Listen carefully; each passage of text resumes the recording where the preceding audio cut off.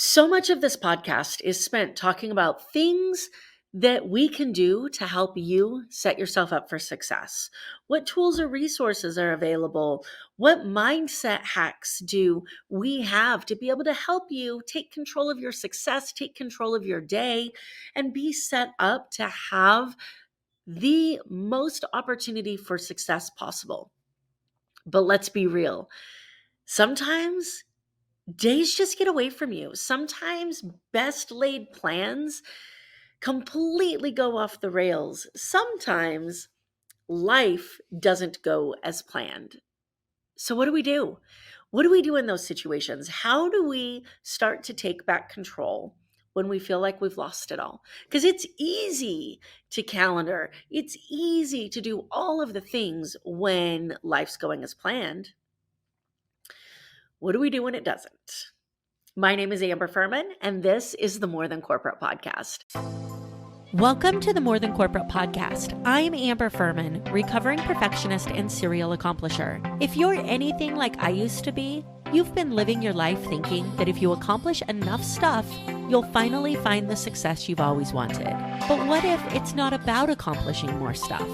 What if it's about accomplishing the right stuff? I believe you don't find success, you create it by intentionally designing the life you want and having the courage to get out of your comfort zone to live your design. I went from doing what I was supposed to do to doing what I love to do, and now I get to help others do the same. Keep listening as I chat with inspiring people who make it their mission to live their best life every day and learn how you too can live the life you've always wanted.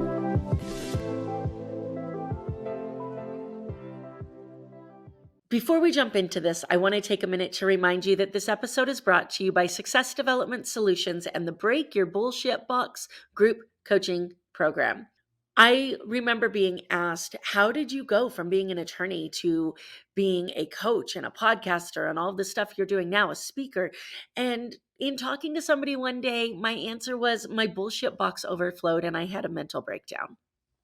Now, that's a super simple answer for what happened. And the reality is, it's pretty close. So, what's in your bullshit box? What is all of the stuff that you haven't wanted to deal with? What are the excuses that you're telling yourself that you're buying into? Because remember that the easiest person for us to lie to is ourselves. So, what is it that you're holding on to that no longer serves you? How is that preventing you from getting to your goals? And how do we work together to make sure that you are taking your life, your business, your relationships, and overall success to the next level? Well, if you want to know the answer to that question, then let's jump on a call and have a conversation about whether this group coaching program is for you, where you can have the support that you need to get out of your own way so that you can have the life that you dream of, desire, and deserve. Head over to successdevelopmentsolutions.com and book a call to speak with me. The link will also be in the show notes of this episode. With that being said, let's talk about what happens when this train that we're riding every single day completely goes off the tracks. And I know that there are some days that we aren't even sure we're still on the train. We don't know exactly what the hell's going on. We wake up, and from the moment we wake up, we are completely out of our normal or expected day. So, what are some of the things that we can do to make sure this happens as little as possible? What are some of the things that we can do to recover from it? And what are some of the lessons that I've learned along the way to make sure that when that happens, I don't beat myself up? Because I'm sure there are a bunch of you listening that are the same way that I used to be, where whenever anything doesn't go as planned, we start looking internally for what could I have done differently, or where did I mess up, or why is it that I don't have control over my life? And this is one of the biggest problems with some of the personal development space, is this idea that we are 100% responsible for our lives, and we are. What happens though is we're human. And so, yes, do we need to be responsible all the time? Are we do we need to be on that cause side of the equation that I talked about in a few episodes back rather than the effect side of the equation? So if you didn't catch that episode, the cause side of the equation is taking responsibility for choices that we made and things that we did that created a certain circumstance that we're in. It may not have been our fault, and yet it is our responsibility. The effect side of the equation is constantly having things happen to us instead of because of us, right? So, a short example of this would be running late. A person that's on the effect side of the equation may say, I'm so sorry, I was running late. Traffic was horrible. I've been there. I've said that. We all have. The cause side of the equation would be, I'm sorry, I'm late because I didn't allow enough time for the possibility that traffic would be bad. It's different, right? One blames traffic. One talks about traffic being horrible, and that's the reason they're late. And the other one talks about them not making the right amount of time to allow for things that could have happened. Now, it may seem like you're saying the same things, and yet the difference in that language and changing that in your mind will make all of the difference when it comes to number one, setting yourself up for success, and number two, recovering when shit just goes wrong, like it inevitably will. So, what are some of the things that we can do to make sure that this happens as little as possible? Number one, and maybe the most important, is maintaining a calendar of some kind. Look, I offer free strategy calls, 15, 20 minutes for anybody who wants to jump on my calendar. And you would be blown away by the amount of times that I get stood up on those calls. You would be blown away by the amount of times that people either don't show up, or when I do call them, they have forgotten about the call. Their lack of responsibility that's taken for that. So, first of all, do you have a calendar that you use? If it's not on my calendar, it doesn't happen. And I'll tell you that for most of my life, I didn't live this way. For most of my life, I flew by the seat of my pants. Yet, when you run a business, two businesses, three businesses, when you have a law firm to run, you do all of the things, it is impossible to keep that all in your head. When you have a family to take care of, when even if you're working as an employee for somebody right now, there's no way that you can keep all of your appointments, all of your kids' appointments, all of your responsibilities in your head. It is incredibly important to have some sort of a calendaring system. So I use Google Calendar. That is linked to my law firm. It's linked to my podcast. It's linked to my coaching company. All of that's my master hub of a calendar. And that's great as a organization and calendaring tool to make sure that you're not having double bookings and things to that effect. What we do with it next, though, is what takes that to the next level. And I'll be completely honest with you. I wish that I could say that I am 100% consistent with this, and I'm not. And I get to be better at that, as we all do, right? We all have areas of improvement. It is incredibly important for us to know, especially as business owners and entrepreneurs, where our time is going. Because one of the biggest excuses that I hear from business owners and entrepreneurs is, I just don't have time. I don't have time to sell. I don't have time to network. I don't have time to grow my business. And then when I ask them to start writing down where they're actually spending their time, they realize how much of it is wasted. Listen, the reality is that the majority of us have spent our life in survival mode. The majority of us have forced ourselves to stay busy because if we were busy, we felt like we were doing things. But busy and productive, they're not the same thing. And if you are somebody that has to stay busy, the downfall to this is that you are constantly going to fill that downtime with other things that don't matter. This is why you feel like you don't have any time, because every single time you get an opportunity to slow down, you're filling it with something else because your brain believes that being busy equals success. And that's just not the way it works. So, How are you keeping track of what's actually happening in your day? So I personally love GoodNotes. It's unfortunately only available on Apple products, but there's OneNote that's available in Microsoft products as well, and it's the same idea.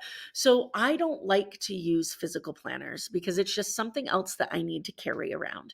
If you are a physical planner person, absolutely, by all means, feel free to use a physical planner. I like to take a digital version of a physical planner and use that on my iPad using GoodNotes. And this creates a opportunity for me to use an agenda format and plan out my day. What's on my Google Calendar? Because Google Calendars are really only those appointments that are made, right? It doesn't necessarily take, unless you're calendaring out every single one of your tasks, it doesn't take all of your tasks into consideration. So, what are the things that I want to get done that day? What are my appointments that I can't move, or my appointments that are scheduled that involve somebody else? What are my goals for the day? What is it that needs to get done? What are the things that I'd like to see happen? Where's my bare minimum of what I get to get done in the day? And where is this top super productive moment where that is nothing going wrong in my day? When we start to break it down like this, when you take what's on your digital calendar, your Google Calendar, and you then move that to an agenda style, and using that agenda style, you plan out what you'd like to get done. Then, also using that agenda style, so I draw a line down the middle of the agenda in my planner, I track what actually happened. This is so incredibly important because number one, it's going to show me where I'm not holding myself accountable to tasks that I set. Number two, it's going to show me what I'm avoiding. Number three, it's going to help me take things that may not have gotten done that day because of unexpected things that popped up and allow me to move those to the next day without thinking in my head they got done because I put them on my task list. So, number one, you need a calendar. Number two, what are you doing with that calendar?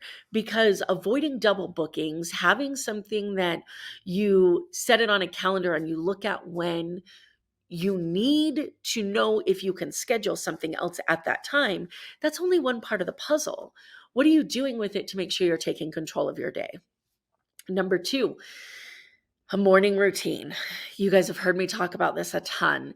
Having some sort of structure in the morning, whether it be a full on morning routine, miracle morning style, where you have your exercise and your silence and your affirmations and your visualizations and your reading and your writing, or whether it's taking 15 minutes to stretch and meditate, going to the dog park, whatever it is, what is it that you do that sets you up for success every single day? What is it that you do that allows that first thing in the morning to be in your control? Here's why this is so incredibly important, because the reality is that if you are not in control of your morning, you will not be in control of the rest of your day. Think about it. How many times have you woken up and the first thing you've done is looked at your phone? And you've got a notification from throughout the night, and that leads you to your email, and then you don't get ready for 2 hours past when you thought you were going to, because you were responding to emails or dealing with client emergencies that may have happened over the night, or somebody sent you an email that just pissed you off and got you upset. You allowed yourself to get upset. How does the rest of your day go? When you set yourself up for success in the morning and you take control of your morning, then you already have a win for when those things pop up. So, number one, calendar. And number 1A, what you do with that calendar. Number two, morning routines. Number three, doing everything that you possibly can to stick to the schedule and the commitment that you made in that number 1A, that agenda part of your calendar with your tasks and whatnot. But let's be real. Shit just happens some days. Like, we have kids. Well, I don't have kids. You may have kids. There's moments where somebody may message you and just say, I need some of your time, or you got to pick somebody up from school, or there's an emergency, or you've got to go to the doctor, or all of these possible things that could pop up. You are energetically depleted, and so you want to go home and clear the rest of your calendar, and that happens. There's nothing wrong with that. There are times where our day just gets away from us. We've all missed appointments that we've set. We've all had phone calls that we were supposed to make, podcast recordings we were supposed to do, appointments or interviews we were supposed to be at that we've forgotten about. It's human nature. We're not robots. How do we make sure that when those things happen, they don't ruin the rest of the day, the rest of the week, or the rest of the month? So I think number one is taking time to acknowledge that we are human, taking time to acknowledge that this happens to the best of us. Now, that's not an excuse. It's okay, because it's acknowledging that because we missed something, we are not a failure. It is an opportunity for us to look at our systems. It's an opportunity for us to look at our calendaring system, at our agenda system, at our notification system, and find out what we could have done differently. Where did this error in notifications come from? Why did we miss this? What happened to where we weren't prepared enough for an appointment that was on our calendar? This is a completely different conversation than, oh my gosh, guess I just better throw up my hands and I'm a complete failure because I missed a interview I was supposed to be on, or I missed an appointment, or I forgot a phone call. Like, it happens. It happens. So number one is acknowledging it happens. Number two is taking the feedback that you're giving yourself, right? What is it that could have been done differently? I absolutely love the book Can't Hurt Me by David Goggins. And one of the things that he talks about in that book is the idea of an after action report. He was from a military background, from the Navy SEAL background, and he talked about this after action report that they needed to fill out after every single one of their missions. What went well? What didn't go so well? What changes could be made in order to make sure that it goes better next time? So, if we take this type of feedback into whatever it was that got missed during our day, we get to ask ourselves, what could have been done differently? Listen, I didn't get a podcast episode done last week. I didn't have a release of a podcast last week, and there's a lot of reasons for that. I'm not far enough ahead on my content. I was traveling. I was in the middle of a training that didn't allow me to step away and be able to record an episode. What could I have done differently to make sure that that didn't happen? I could have recorded more content. I could have made sure that I proactively looked at my schedule to see if I was going to run out of content while I was traveling. I could have pulled somebody aside that was at the event that I was at, and I could have done a podcast interview on the fly. There's a ton of things that could have happened. So, taking the opportunity to say, how could this have been handled differently that would have avoided this missed opportunity? If it's a missed appointment, no, the biggest thing when it's a missed appointment that involves somebody else is we have this tendency to want to avoid that difficult conversation sometimes. Reaching out and saying, man, I'm sorry, I fucked up. I missed this recording we were supposed to do. I'm so sorry that I missed this. However, sorry doesn't mean shit if there's nothing that comes is as a result of that. I heard somebody talk about avoiding saying, I'm sorry I'm late, and instead switching that out for thank you for your patience. And I thought that was such an incredible insight. I'm sorry is us focused, right? I'm so sorry. If we then turn that into a thank you for your patience while I was running late. And that shows, even just that little shift of language shows that we are looking at them and valuing their time and understanding that our actions affected them. Reaching out and having that difficult conversation, whether it be a doctor's office, whether it be an appointment of some kind, a podcast interview, whatever it is, think what result did our lack of planning and our lack of organization or our emergency have on somebody else, and how are we going to rectify that? What do we have in place? What contingencies do we have in place for when emergencies happen? As business owners, we all have assistants. Are we texting them, or most of us have assistants? Are we texting them and saying, hey, can you please contact this person and just let them know that this is going on right now? Sometimes that's not possible. I've been in the jail for a jail visit, and the jail's been on lockdown, and I missed a podcast interview because of it. Was that in my control? Maybe. The lockdown wasn't. However, the podcast interview close enough to the end of my jail visit when something like that could have happened, that was my responsibility. So taking responsibility for the actions that we had that put us in the position of letting our day get away from us, and finding out how we can do that better next time. I think what this really boils down to is acknowledging that we get to be proactive when it comes to controlling our schedule. And we get to respond instead of react when the day just gets away from us.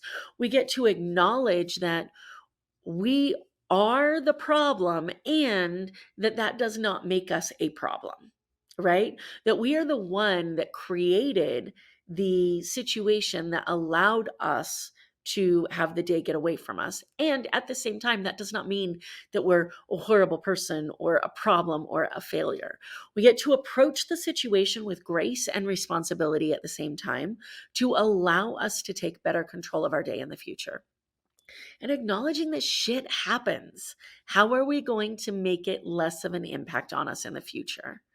I hope this has been incredibly helpful. If you'd like to continue this conversation, or if you'd like to talk about another topic, go ahead and comment and let me know what you want to hear about on this podcast. What resources or tools or interviews would allow you to take better control of your day and have the most success that you can possibly have in your life, business, relationships, and overall your entire being and your entire life will.